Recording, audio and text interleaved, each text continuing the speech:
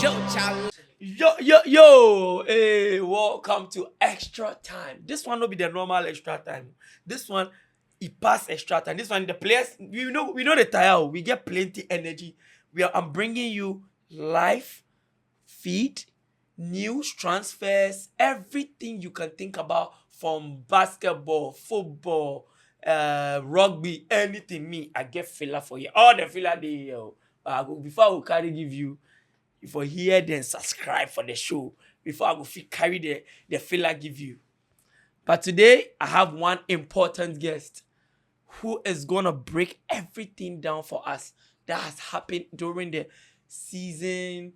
We had so much disappointment.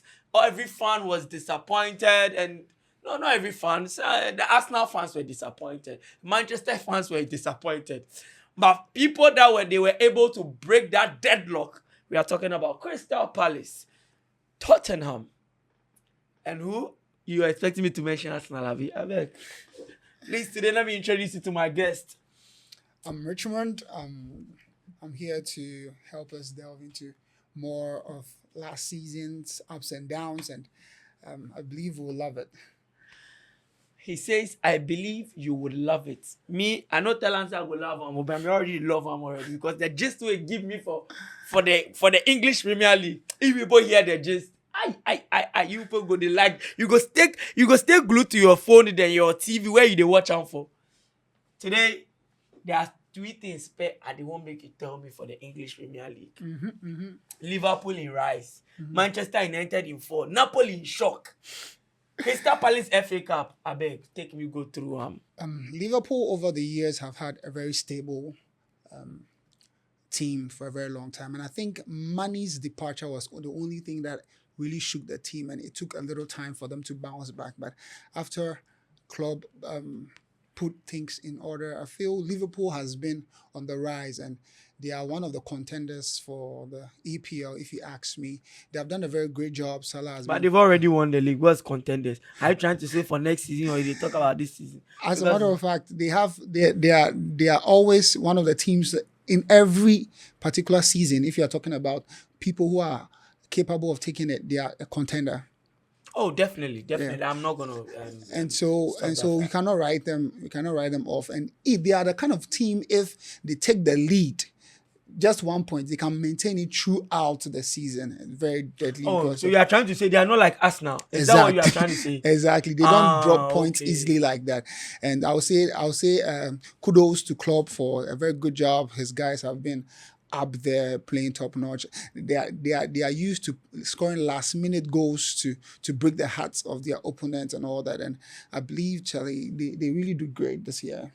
To me, I think one thing I have to say is the new coach that they brought in, his philosophy was amazing. It matched to the Liverpool kind of energy that we knew from the club side. It didn't change that much, but I feel they brought somebody who had already integrated himself into the style of Liverpool. So coming in and bringing in that kind of style in terms of the attacking football, how they progress the ball, I feel it was kind of beautiful for me. So to me, I really love Liverpool on what they did. I have to kudos to the ownership and the management. They did a very good job. And there's one club where they worry me in this thing. Manchester United.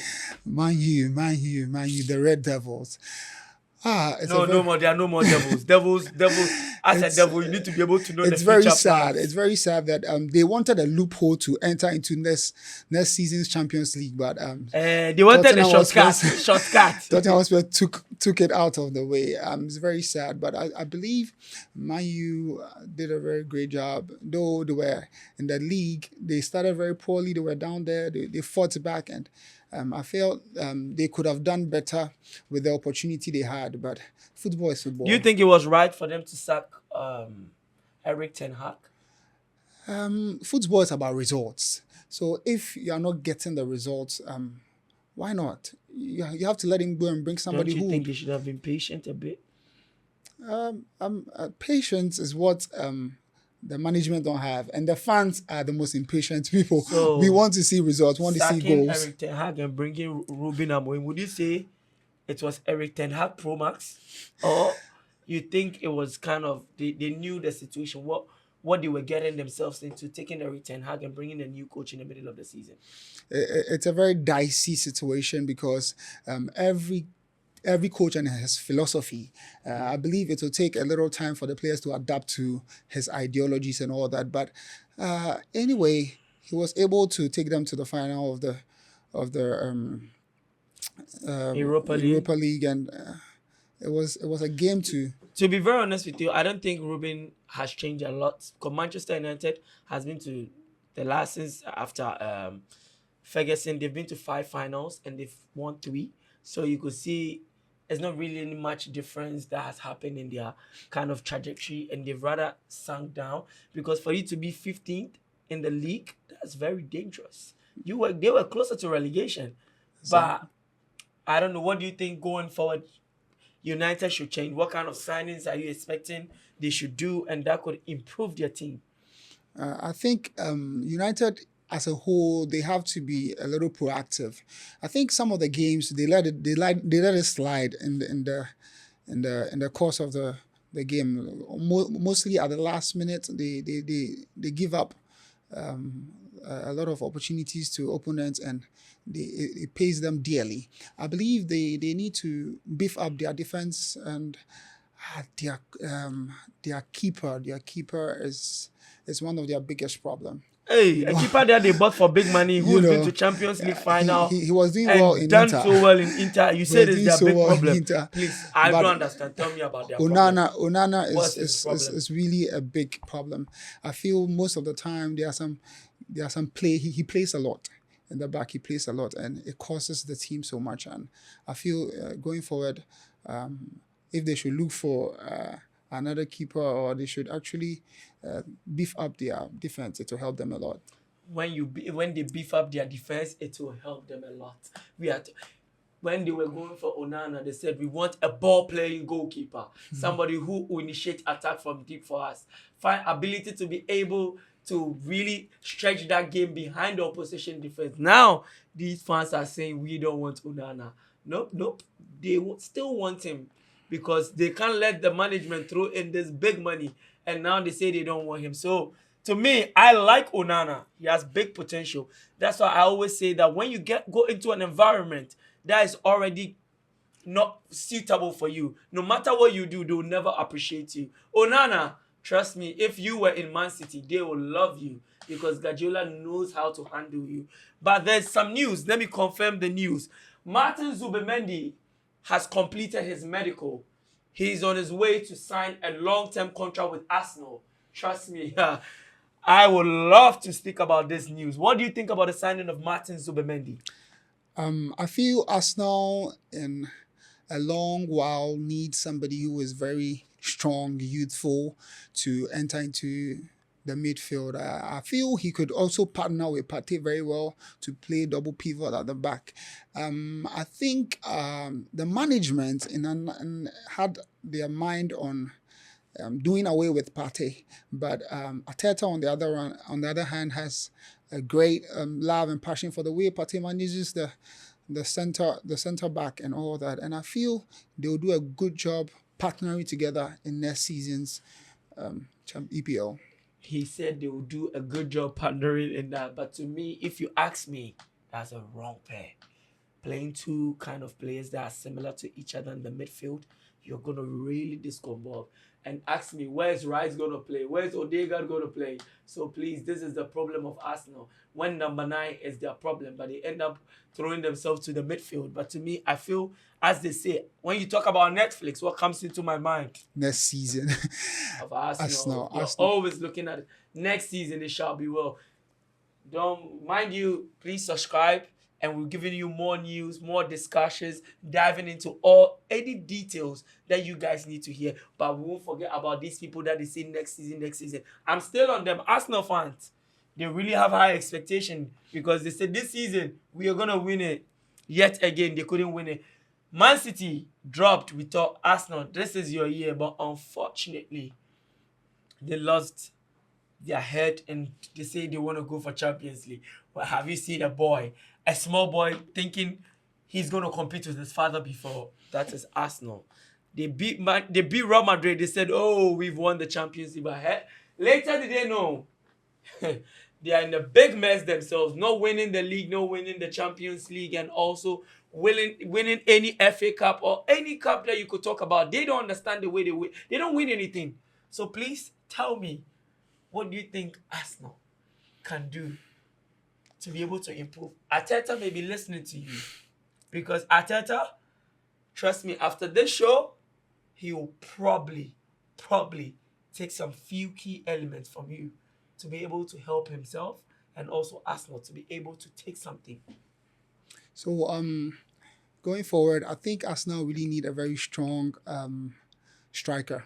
They need somebody in the likes of Osimhen, who will be always up there banging goals. I believe Saka is doing a great job, but he needs somebody to help him out.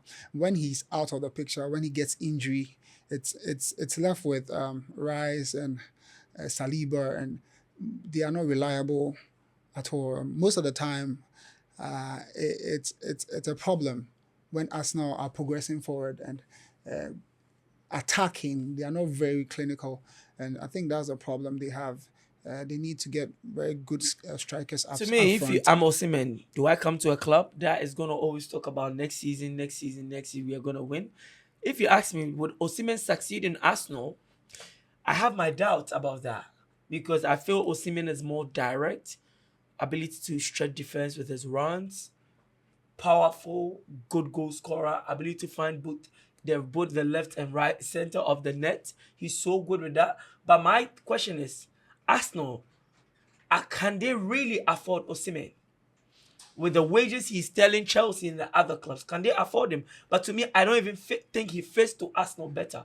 I think he will really fit to United or Chelsea, because Arsenal seem to have a style that they are in their own world. That's why they are always, we call them the Netflix. So to me, I really stand to be corrected.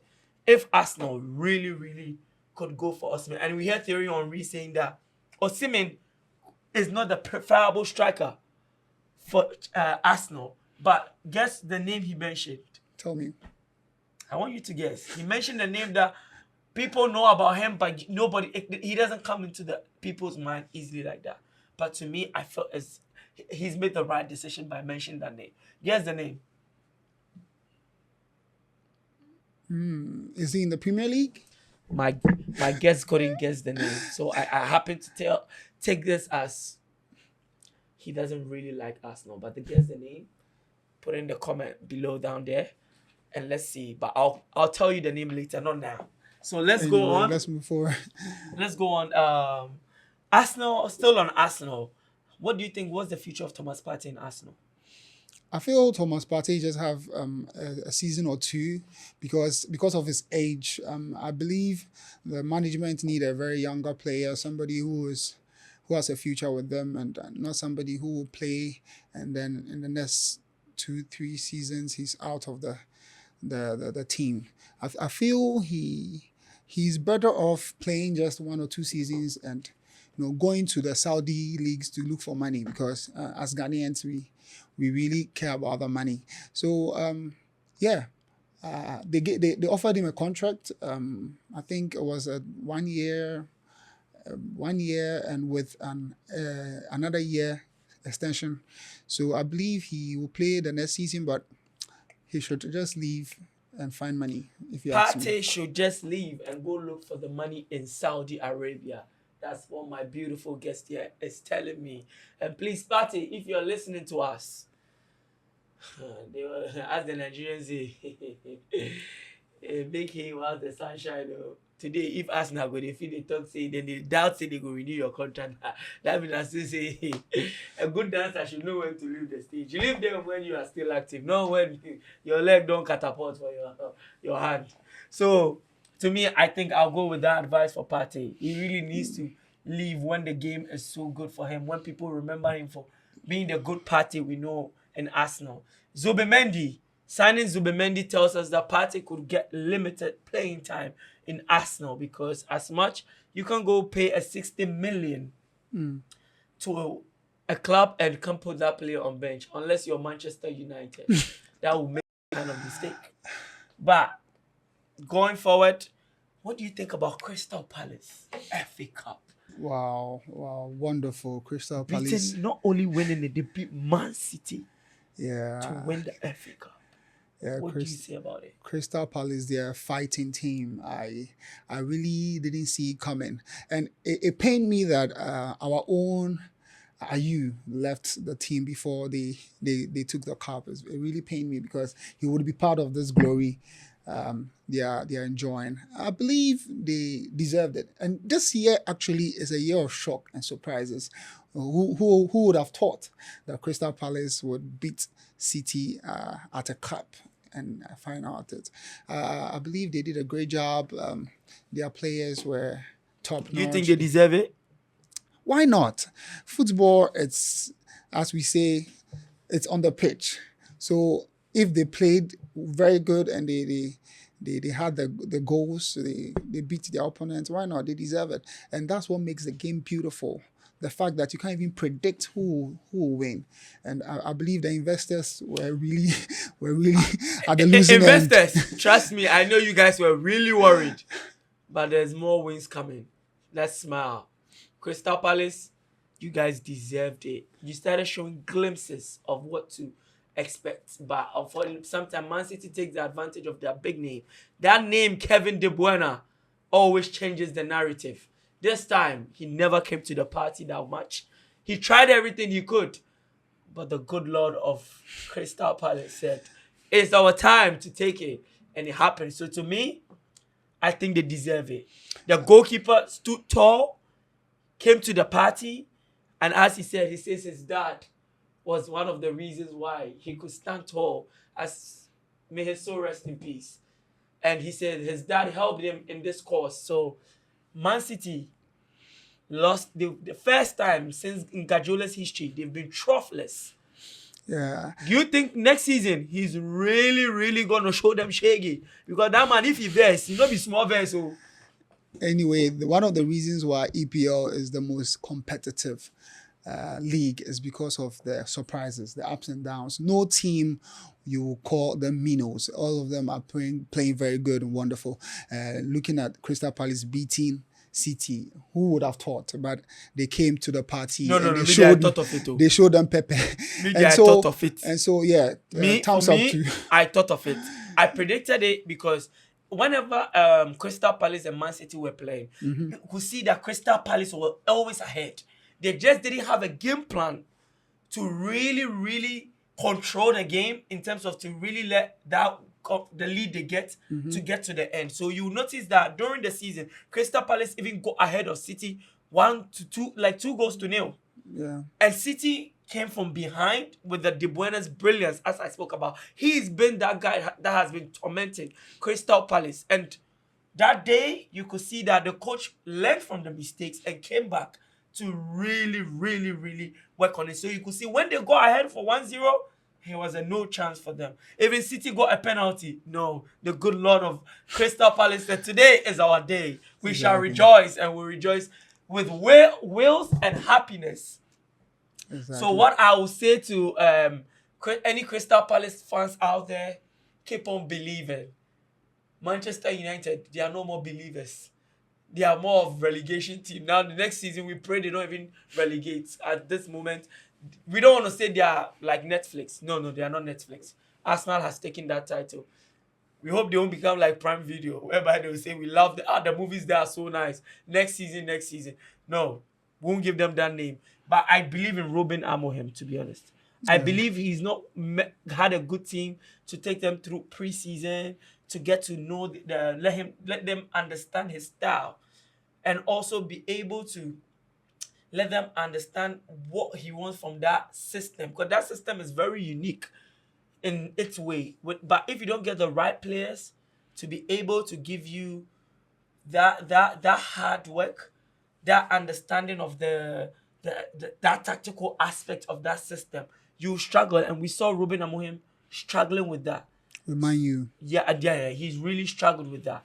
And I feel he's a good coach. What he's done with Sporting Lisbon has been incredible. You can't just mention Sporting Lisbon without mentioning his name. Sure. But kudos to him.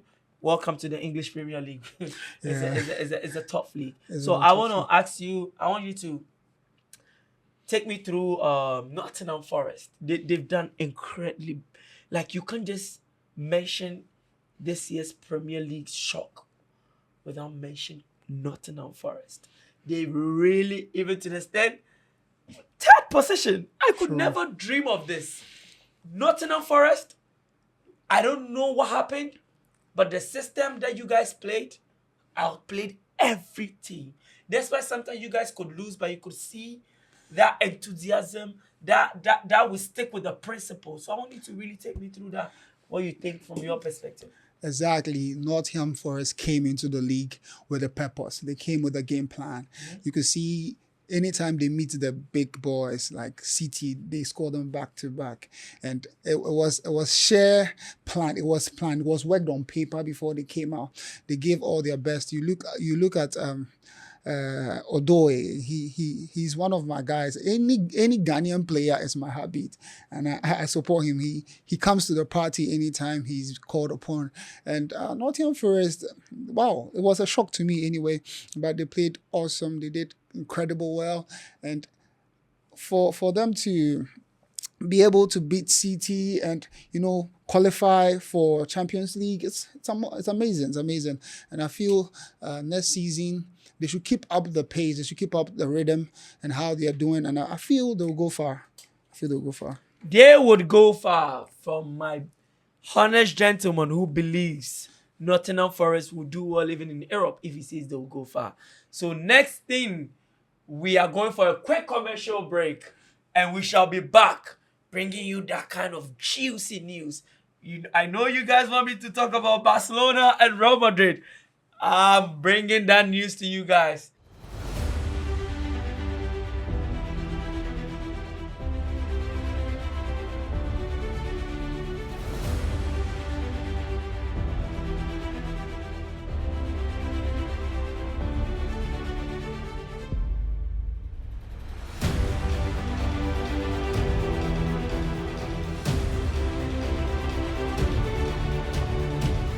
Welcome back to this segment. As I always do, I was telling you guys, we're going to bring you something juicy. My guest has some good news on Real Madrid and Barcelona. We are going to discuss it into details, break every piece of it to you guys. What happened during the Spanish La Liga season, how many times they met, how many times Barcelona beat the hell out of Real Madrid. I'm a Real Madrid fan though, but don't worry, I need to really talk about it, because at the end of the day, we need to be happy that we played with good people and they won it.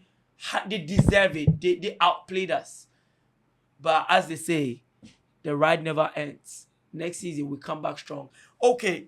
Oh, there's a news that is coming from our people. Guess what? Florian Wirtz to Liverpool is almost done. 130 million package.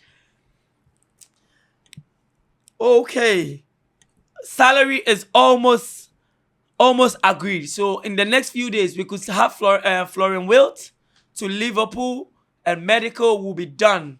Can you tell me, what do you think about Florian Wirtz?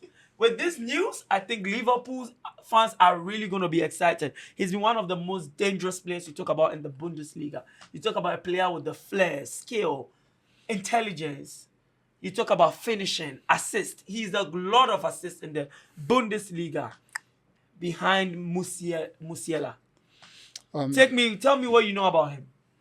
He's moving to Liverpool next season, right?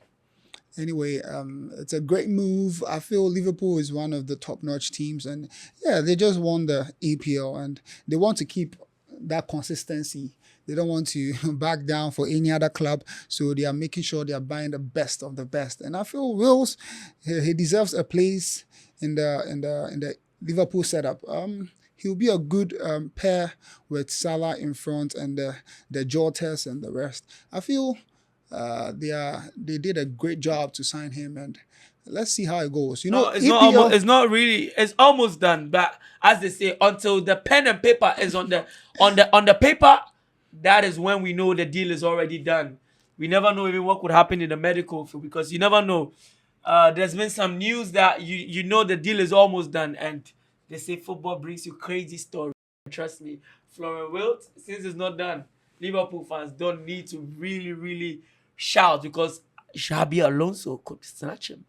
As Florentino Perez, as we say, he doesn't take a no for an answer. So let's keep an eye on this transfer. And Sure. also too, I have Victor Osimhen to Al Hilal. Teams are It could be fighting a for done him. deal. And also Bruno Fernandes to Al Hilal is almost getting there because they've given him a 200 million package and 100 million to Manchester United.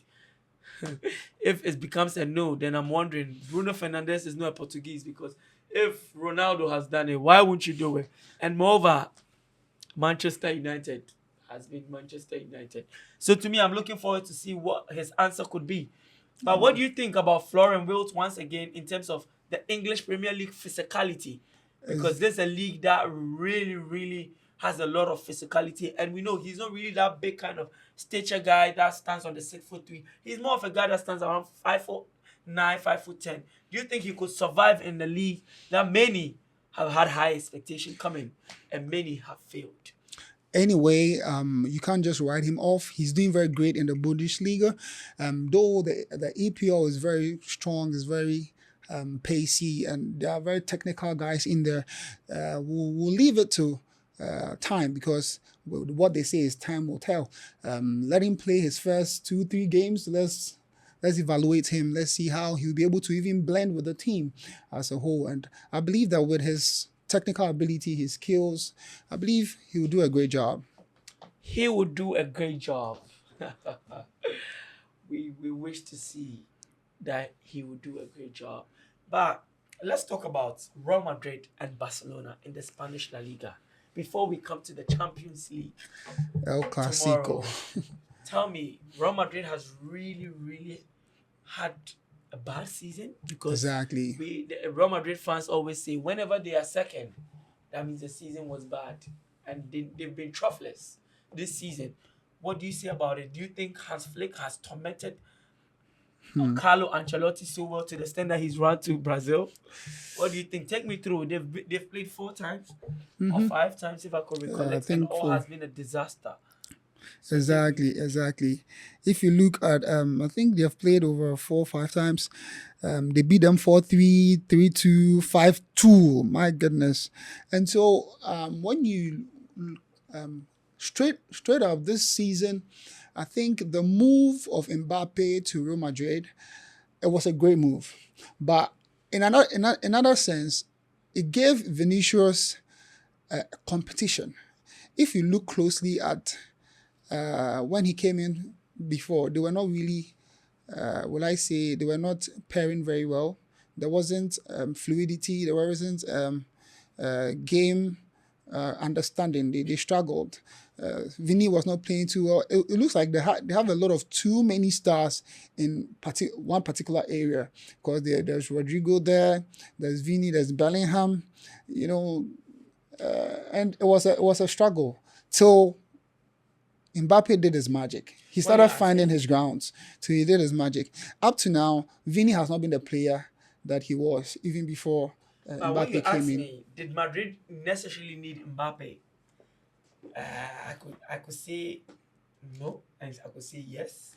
And my no could be you have a player that has performed at a high level, playing as a winger, left winger, and sometimes playing as a central forward.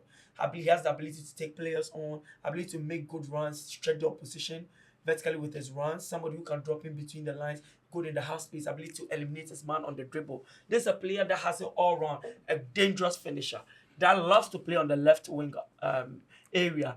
But bringing him to Madrid to make him a star center forward as a main pivotal guy, he's not too comfortable. He plays there much, but that's not his ideal role. He's not too comfortable there.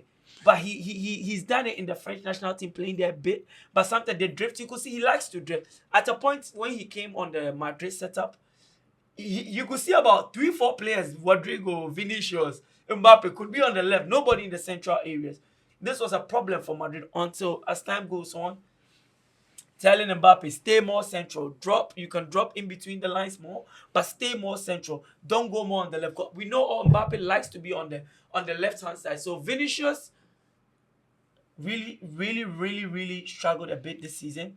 The Exactly. Vinicius we knew last season was not this season. Yeah. But you could see Mbappe rose to the occasion. But I said, could Mbappe be a curse to Madrid like Harry Kane, whereby he was winning the honors, but not the trophies. And this season we could see top goal scorer broke the record for his first season with a number of goals. But yeah, did Madrid win anything? No.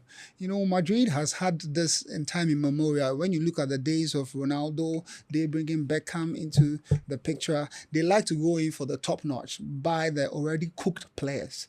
And they were called the Galaxy of Stars. Anyway, when you look at the other hand, Barca like to nurture players from the academy and gradually integrate them into their team. And this time around, it worked. It worked perfectly. They don't have money. They are in debt. But you know one thing Real Madrid is also doing is that they like to buy players who have actually ended their contract. So they buy them for free. Like they wanting to bring Trent Alexander-Arnold into their back four. The same way they brought Rudiger from Chelsea. So they don't really pay much. Why is it for that their Man players. City is not bringing Trent? Like, why is Chelsea not going? Because they don't have the brand. Brand to bring them. So we Real Madrid people. So it's not about the money though. No, it's not about. We've created that. We'll give you Champions League. We'll give you the league. So at the end of the day, they are not coming because it's. They could go to Chelsea and they could get them. It's not about the money. Sometimes they're even willing to even reduce their package. To come. So it's about. I feel it's the hype. It's not the hype. Madrid has done it over and over again. Rudiger, didn't you win Champions League? He won Champions League. Mbappe, next season you're going to win Champions League. Trent will win Champions League. Madrid is known to give you Champions League. They are not known to not give you league and champion. We are known for that. Exactly. So to me, it's a good strategy. The brand is working for itself and it's attracting these players. Exactly. Alexander-Arnold could have chose to go to Man City. He could have gone to Chelsea. He could have gone to Liverpool. He's already in Liverpool. He could have gone to any big club. But why Madrid? Yeah, exactly. And because of the brand, because of we've done over the years. Hype. And when you look at the Madrid Arsenal game, when they whipped them, is it the 3-0 and they were coming back to the Emirates? No. They were coming back to Madrid's home. Bernabeu. Yeah, and then somebody was like, when they entered the pitch, the way the stadium, even before you enter the stadium, the way the fans were chanting, the smoke, the whole, it's Madrid, baby. The whole atmosphere was like, hey, Madrid is going to take it over. So Madrid is about the fans. It's about their diehard fan, and they'll give you value for your money. The hype is there. Okay, there's a news coming through on the transfer. Trent Alexander-Arnold to Real Madrid is done. 10 million package. 10 million. Madrid had to pay 10 million for Trent Alexander-Arnold due to the Club World Cup they're going to play. So it's over now. Sorry, Liverpool. Welcome to the club that makes your dream come true. Santiago Bernabeu can't wait to have you, Trent Alexander-Arnold. So Madrid is done. Pen to paper done. Medical next. No, they've already done the medical. They've put pen to paper. It's finished. Trent is going to be a Galactico. Exactly. I feel this season, Real Madrid's back has been very terrible, if you ask me. They have actually conceded goals that are needless, and I feel Trent is a very wonderful player to come and patch up their back for them. I think 1 or 2 injuries has also been a key factor for their bad performance over the season, and I feel Trent is a very wonderful player, and he will do well in the white jersey. Let's see how things go. Let's see how things go. And there's a news coming from our team. Arsenal is targeting Benjamin Sesko from Red Bull Leipzig for 60 million. There's talks going on. It's likely they could find a deal for him. If that's the case, I think Arsenal is ready to have the king of Red Bull Leipzig. Do you know about Benjamin Sesko? Yeah, he's a young chap who's doing very great at Leipzig. Leipzig is an academy, and they build. Academy, somebody who's bottling it up in Red Bull No, in they, Bundesliga. I mean to say that it's a team that brings up players. They train players and they sell them to other clubs. That's one of their major marketing strategies, and I feel they have done it over the years, and it has been great. One of the moves that really didn't go well was in Kunku to Chelsea. He was playing very good at Leipzig, but when he came to Chelsea, he didn't really impress me, and I feel the injury also set in. So let's see how it goes with what do you call it? The name again, the player. Benjamin Sesko. Sesko. Let's see how it goes with Sesko as he moves to Liverpool. Yeah. Okay, I think another news also coming in. Manchester City has thrown in a bid for Tijani Reinders from AC Milan. The package is 60 million. They are still negotiating. AC Milan wants more. So probably let's see how this unfolds. But I think as time goes on, we'll feed you guys with the latest news. But Manchester City has sent their bid. So hoping to see what happens in the next few hours or the next few days. And also to Kevin De Bruyne is on his way to Napoli. The agreement is set for 2 years plus 1 free transfer. The package we are waiting to get some information on the salary package that Napoli has offered Kevin De Bruyne.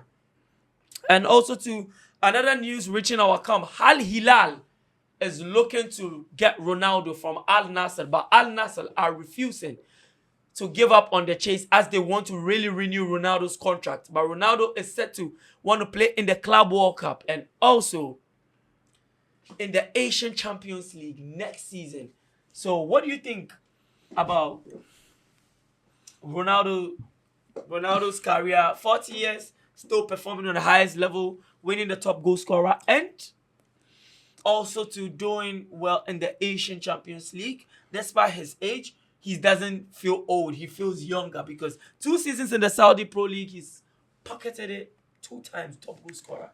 Exactly. Ronaldo will always be Ronaldo. If you ask me, Ronaldo is one of the most disciplined players I've ever seen. I believe he started playing with Rooney and all that, and they have all retired, and they look as fat as, mind my words, I want to mind my words, but he's a disciplined player. And Don't mind your words. Feel free. This podcast allows you to see any sort of things. Don't worry. You guys need to subscribe to hear these kind of things. Don't worry. If Rooney is fat, say it because it's the truth. We don't lie. We don't lie in this podcast. Every news we bring to you is authentic. And we have a team behind that gives us the best information, transfer news, anything. That's why you can see as we are on it, the news are coming. I know that as the Manchester United fans want to hear their transfer. Trust me, you guys don't have money to buy players. No Champions League, no quality player. Who wants to come to a club that doesn't play Champions League? Manchester United, I'm sorry. Ruben has to stay strong with the squad. Let's go on with the Ronaldo news. Exactly. So as I was saying, Ronaldo is one of the most disciplined players at his age and his performance. As a matter of fact, he has a target of reaching 1,000 goals, and he's itching. I doubt you reach. Ronaldo for this. I don't believe it. 1,000 goals at the age of 41 years old, 40 years. 41. As a matter of fact, the league he's playing is not that competitive. No, so I stand to be corrected on that. You have a league that has Mahrez, has Duran, you have Firmino, you have Benzema, you have Sadio Mane, N'Golo Kante. You can't tell me this league is not really exactly like you're saying. These players are not in their prime. These players are. What do you mean they are not in their prime? These players are actually out of their prime. No. Mostly every player that goes to Saudi is going to Saudi because he's planning of retiring. Gabriel from Celta Vigo went to Saudi at the age of 21 or 20, if I'm wrong. I think I stand to be corrected on that. Doing well in La Liga was he off his prime? No. Is Osimhen off his prime? He going to Saudi? No. Is Bruno Fernandes off his prime going to Saudi? No. Yeah. And you have Sadio Man. He's still in his prime from Bayern Munich. All these players they were not. They bought them with Duran. Is he off his prime? No. So I stand with Duran. But this is a player that was doing so well in Aston Villa. So to me, I feel the Saudi league has grown to a certain point that we need to give them their flowers. They've really thrown that good money in there, good facilities. You can't just attract Ronaldo just because of the money. No, it's not about the money, all about the money. He needs to get a good sporting project. That's why Al Nassr not being able to bottle the league and Asian champ. He doesn't see why he should stay there because he's a competitive guy. So me, I think the Saudi league has gone to a certain point that we need to say acknowledge them. Yeah, give them the credit. Because Exactly. their club World Cup, Al Hilal is going to play. You have Koulibaly. Was he out of his prime when he went to Al Hilal? Nope. So to me, I feel there are kind of interesting stories that could come from the Saudi league, and they are not yet done throwing the money. Bruno Fernandes has been given a 200 million package for 3 good years, and 100 million for Manchester United. That is not going to play in the Champions League. I'm wondering what they're going to use that money for. Are they going to invest more in their facility, use their money to invest in their facility, or they're going to buy players who will be throwing their weight about because there's no Champions League football? Probably Victor Osimhen could come to Manchester United because he loves that club, because he won't care about Champions League. Anyway, awesome. But there's some topic that I want to really discuss. Manchester United especially, still on them. Most of their players have left them and they become success in other clubs. What do you think could really bring this problem or bring this kind of lack of players not having success in their team? Could it be there's something wrong there? Because Ronaldo spoke heavily about that, but people thought it was kind of sentiment between he and Eric Ten Hag. Do you think there's something wrong in Manchester United that is not letting these players succeed? Anthony, Okay. McTominay, there's so many examples to give. I believe Manchester City is they are business minded than winning matches minded, winning trophies minded. I believe they want to show off their marketing part rather than winning matches. It's sad the way competitive the league is, and the way they throw off their very good players and they go outside and perform, and when they are in Man U they don't perform. Is very sad. I feel sometimes there's a big misunderstanding between the players and the coaches and the management. Sancho, per se, I believe he was having problems with the coach as a then, Tim Hart, as a then, and it actually hampered his attitude towards the matches and all that. He was not being given playing time. Meanwhile, he knew he had the capacity to be able to play top-notch matches, and I believe indirectly, when the player is not being given his maximum respect, he doesn't play to his max. Exactly. Okay, there's a news coming in. We have Jeremy Frimpong has signed all his documents. He's not a Liverpool player. Now, Trent Alexander-Arnold's replacement has been completed for 35 in the region of 35 million to Bayern Leverkusen. So there's another news coming in. What a signing. I've loved him since he was in Man City. Fast, direct, good defensive attribute. Not too high, but good defensive. He's okay from that. But very attacking minded. I don't know. Do you think he could complement what Trent Alexander-Arnold has done in Liverpool? There is much to be said about him, or the least said, the better. I think coming into the team, Liverpool already have a very solid team. They just need somebody who will just replace or the loophole Trent has just created, and I believe he's also a very good guy for the job. If being given the chance, like he has the chance now, I believe he'll do a very great job. He will do a very great job. So right now, Liverpool, They are not. They are trying to tell you that they are coming for the league and also the Champions League on any cup because they are gonna spend heavily, as they said. But Madrid is looking to sign McAllister, but as they say, no way they are letting it go from the Liverpool sporting director. Guys, we want to go for a quick commercial break. We will be back.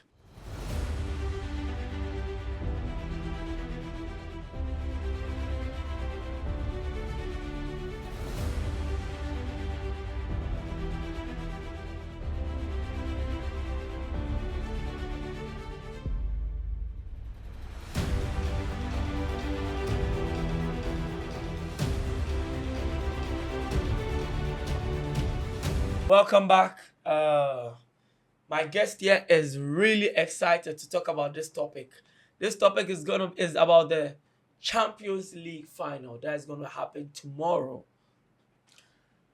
What's your prediction? Inter Milan, PSG. Who are you in? Who are you going for? It's between the those who have taken it before. They have seen it all. It's not their first time coming to the final, and those who have also not also touched it before. They are so hungry and they'll give everything. PSG. I think PSG would have a very formidable team to play against. Watching Inter and Barca, I was wild. I was thrilled. The way the back and forth, the goal and the equalizer. when Yamin scores, then Inter will equalize, and the game took another 10 extra time till we saw the winner. I feel this final is really worth it. PSG, their boys are ready. I feel they deserve it better because they have not really they have come to the final before though, but they have not taken it before. And I feel since this season is a season of shock and teams who have not really picked cups are picking cups, like Tottenham, like Crystal Palace and the likes, I feel it's rather history is really giving PSG the chance. And I feel if they put in the effort, they would be able to take out. If they put in the effort, they will take it. I also agree. PSG has been one of the most sensational teams this season, and any team that they've come up against has really not gotten it easy with them, and they've beaten most teams in England, and that tells the story that they are ready for tomorrow and as much be able to be victorious. This is Inter Milan, trophyless so far. If they don't bottle the Champions League, they really, really are going to have a bad memory of this year, as they've been able to get to every trophy final except the Serie A. That is a league. They played it to the end, but unfortunately, the Napolitanians show that they are the ones that deserve it. Kudos to Antonio Conte's team. But right now, what do you think will be of their psychological thinking coming to this game, knowing they've lost 2 trophies? I think they'll give their all. They'll give their all. They want to give the fans something to cherish. And so, like I said, Inter is one of the teams at the beginning of every season. They have a target. Their team targets at least 2-3 trophies, and they have missed all of them, and this is their only chance. And I feel they'll give up their best, and I don't think it will be an easy game for PSG at all. So let's look up. Let's look forward for tomorrow's final, PSG Inter. It's gonna be a hot encounter between PSG and Inter Milan. And my prediction, investors, 2-1 for PSG. 2-1 for PSG. What's your prediction for tomorrow's game? I feel it will be a close game. It wouldn't be easy to sweep Inter into the dustbin like that. I feel this game can even go into the extra time. But anyway, 2.5. 2.5. Investors, we are giving you all to 2.5. Goals will flow. I believe PSG has the guys to sweep the goal into, and Inter will always be doing the coming back. So anyway, just go 2.5, and I believe you You're not at risk. Thank you very much for You're coming. welcome, bro. It's been a great show. As I said, Extra Time is here to bring you fearless, Philly Gadochi news. So this one is exclusive news we are bringing to you guys here. Stay tuned.